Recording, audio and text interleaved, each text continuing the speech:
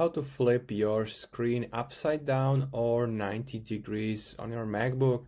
So it's pretty simple. All you're gonna have to do is to press and hold Option key and click on Apple logo, and here open System Settings. Now you want to go to Displays, and here is the option Rotation. If you will not hold Option key on your keyboard, the rotation option will not be here.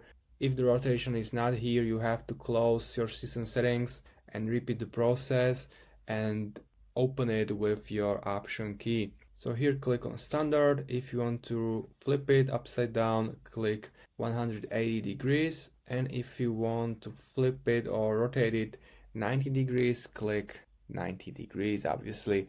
So you can click it, and now my screen is flipped. I barely cannot see it. I have to flip my head, and you have to now click revert or confirm, or after 10 or 15 seconds it will flip it back to normal rotation. So that's how you can do it. If you find this video helpful, please consider subscribing, and see you next time.